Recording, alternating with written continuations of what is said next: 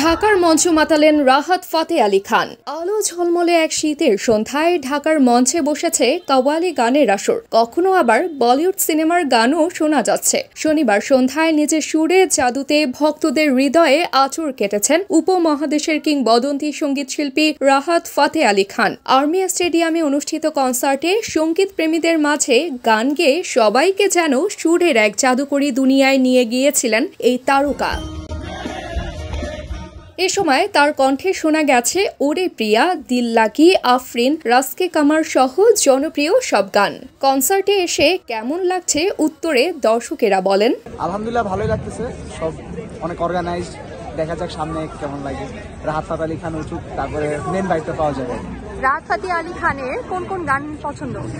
আমার প্রায় সবগুলি। একটা গান আছে না, ইয়ে তুনে মেরি ফুরসত, ওটা আমার বেশি ভালো লাগে। দেখি আজকে গাই কিনা। কনসার্টটা ভালো এনজয় করছি, আসছি আমরা সকাল থেকেই, একটু ভলেন্টিয়ারে কাজ করেছি এখন ওয়েট করছি রাহাত ফাতে আলী খানের জন্য স্পেশালি। রাহাত ফাতে আলী খানকে কেন ভালো লাগে বা কোন সব গান পছন্দ? তার যে মনোমুগ্ধকর ক্যারিশমেটিক একটা চার্ম আছে, যেটা অন্যান্যদের মধ্যে আমি পাই না, এই জন্য তাকে অনেক ভালো লাগে। তার মিউজিকগুলো অনেক হার্ট টাচিং। জুলাই আগস্টের ছাত্র জনতার আন্দোলনে নিহতের পরিবার ও আহতদের পাশে দাঁড়াতে ইকোস অফ রেভলিউশন শিরোনামে একটি চ্যারিটি কনসার্টের আয়োজন করা হয়েছে স্পিরিটস অফ জুলাই নামের একটি প্ল্যাটফর্মের মাধ্যমে। এ সময় আন্দোলনে আহত ও নিহত ব্যক্তিদের নিয়ে সার্জিস আলম বলেন, আমি আমাদের খোকন ভাইকে অনুরোধ করব পুরো বাংলাদেশের সামনে তার উৎসর্গকৃত পুরো বাংলাদেশের বদনখানি উন্মোচন করার জন্য।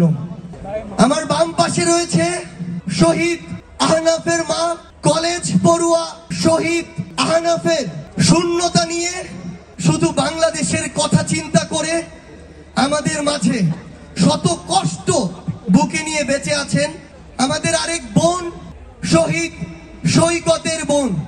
এমন হাজারো মা বাবা ভাই বোন আজও পুরো বাংলাদেশে নীরবে নিভৃতে, পুরো পৃথিবীর আড়ালে সন্তান হারানোর বেদনা, বাবা মা ভাই বোন হারানোর বেদনা নিয়ে এই বাংলাদেশে এখনো বেঁচে আছে। এই অনুষ্ঠানটিতে ফ্রিতে গান গেয়েছেন পাকিস্তানি শিল্পী রাহাত ফাতে আলী খান। তাবাসসুম হক আনিকা, দৈনিক আওয়ার বাংলাদেশ।